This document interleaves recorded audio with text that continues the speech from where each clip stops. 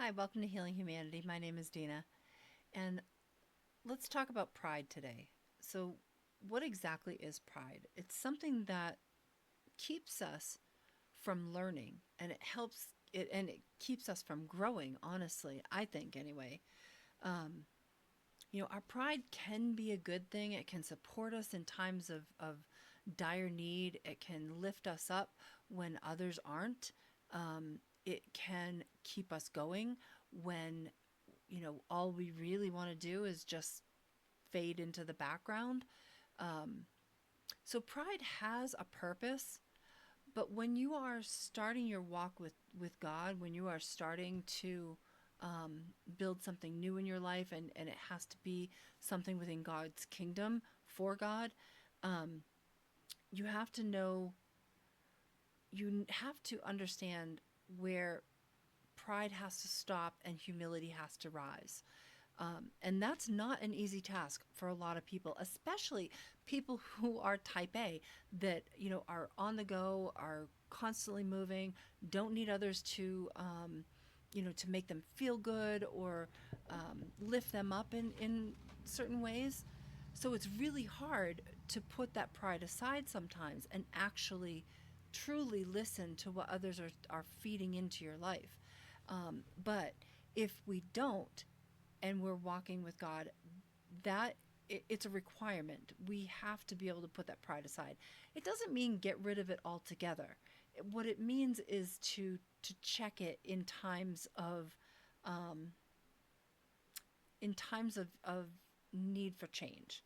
So it because pride can make us defensive, and it can make us defend things that or justify things that don't really belong in our lives, that need to change.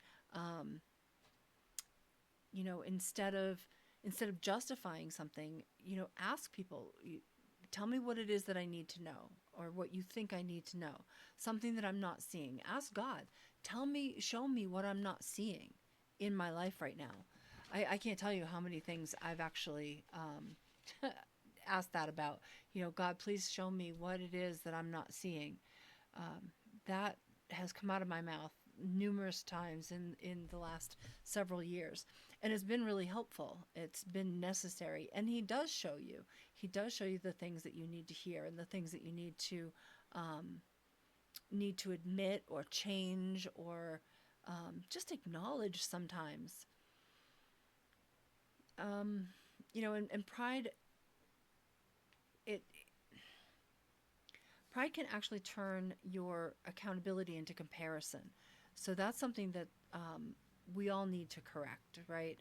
We cannot continue walking, comparing ourselves to others and thinking that we're doing the right thing, or that we're walking with God, because, um, when we, instead of receiving correction for what we're doing, we start comparing to others. Well, so and so is doing this.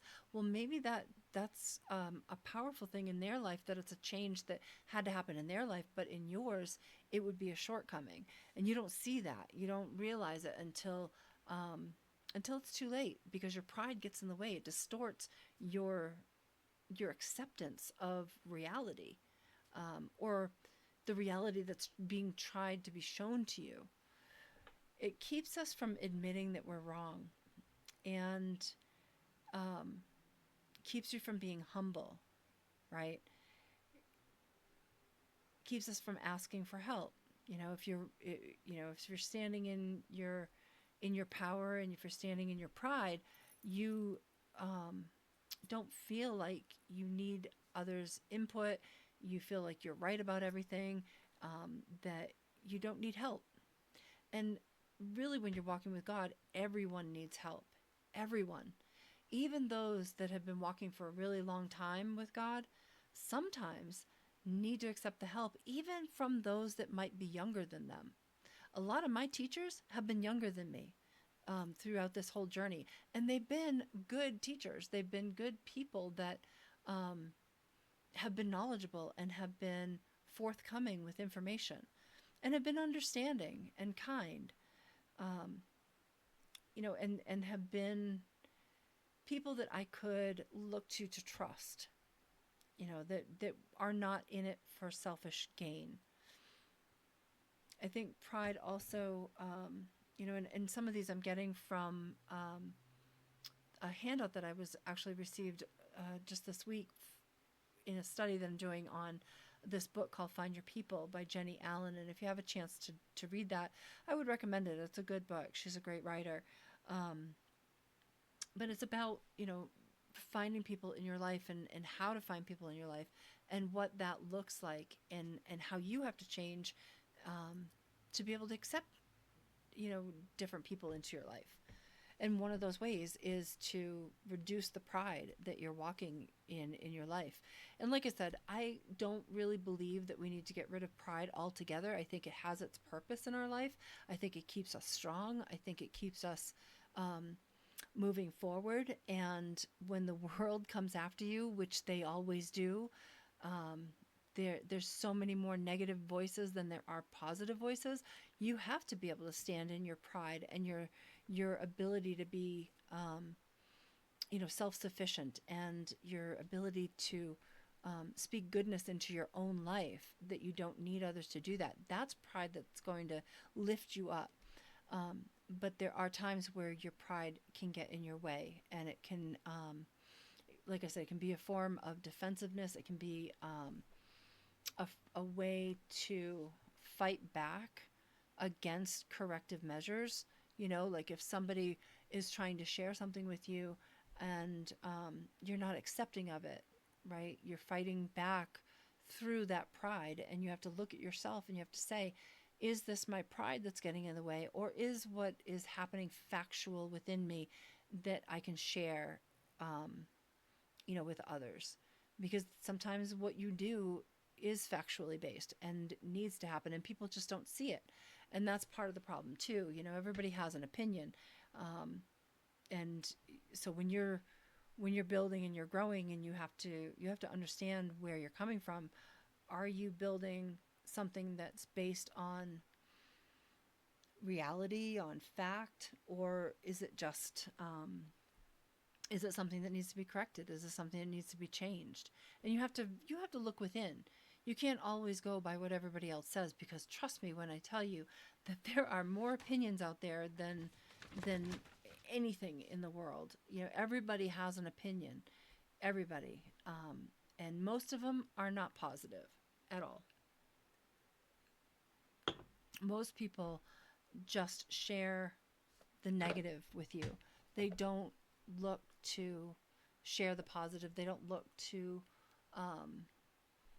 make a change with you, which is sad, because when you start to be humble and you start to walk in your humility, that is the way for you to say, you know what, I need people. I need to understand other people's truths and accept other people's truths. And is that something that I can incorporate into my own life? That's where humility has to come in. I think it's really important that that we allow people to speak into our lives. But I also think it's equally important to, when we are speaking into other people's lives, that we are speaking not from a selfish stance, that we're speaking from either a global mission or a bit of God's truth, or something that's going to help, not something that is selfishly motivated. And I think that that's lacking a lot.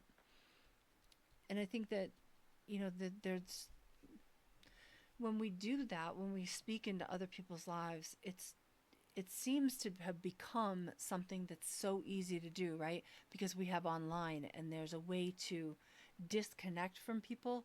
So we find ourselves more comfortable speaking into other people's lives. Whereas when I grew up, you had to face somebody, you had to have a conversation, a back and forth narrative that would allow the reality and the truths and the details to come out. But that doesn't happen these days. Not a lot. Not that I've seen anyway. And I think that we need to get back to that. We need to get back to those true conversations where details and truths can come to the surface. So there's a full understanding before you decide to speak into somebody else's life.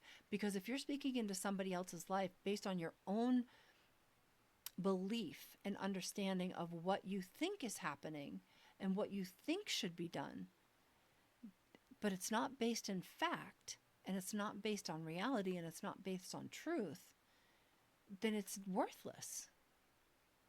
And I wish more people would understand that.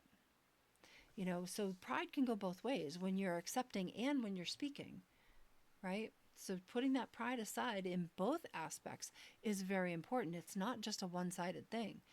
It's definitely needed on both sides. Anyway, I hope that's helpful. I hope that, when you think of talking into somebody else's life, when you think of helping other people, that you will actually have a conversation with them, an open, honest, forthcoming, valuable conversation with somebody, as opposed to just talking at them.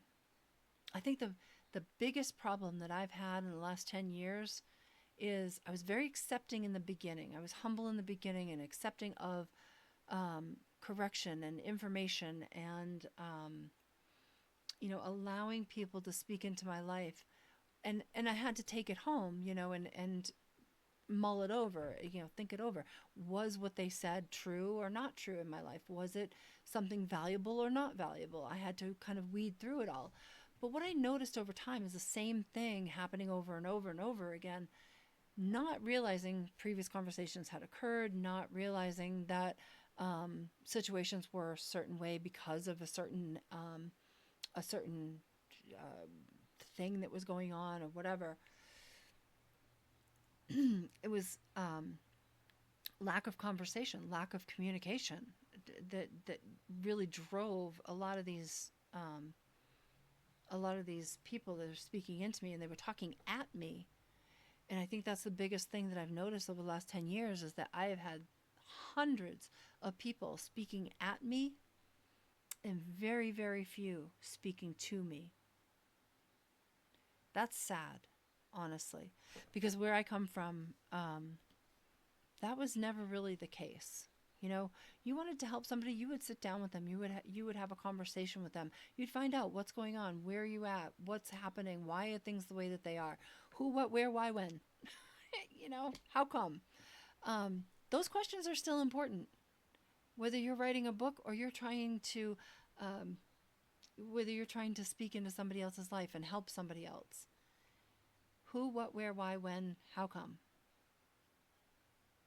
I think we should use those more often, because what I've experienced a lot of is judgment, condescending attitudes, selfish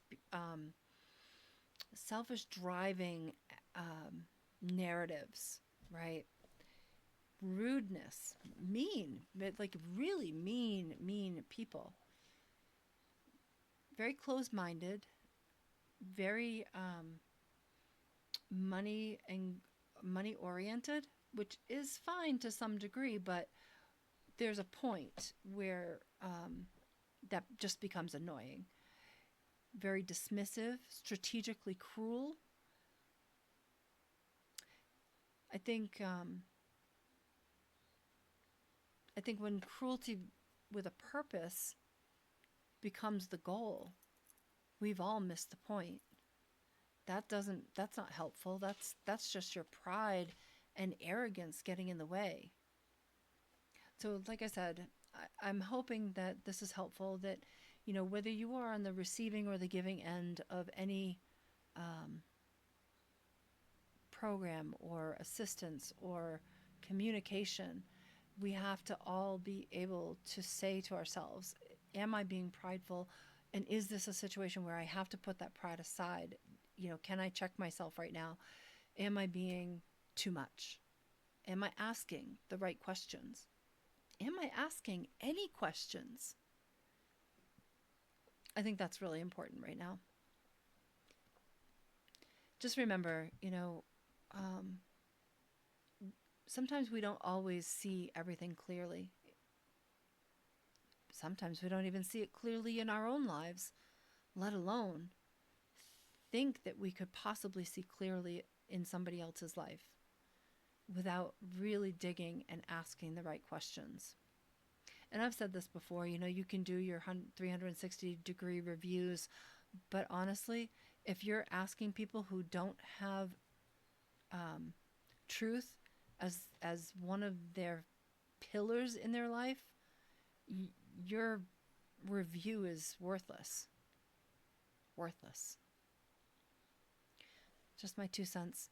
I hope that you take this and can work with this a little bit in your life, and to see, is there an area, whether it's with your kids or your workers or your leaders or even your politicians, why, who, what, where, why, when, how come? These are all questions that are super important even to today. Doing things online and behind the scenes is not the best option. Not always.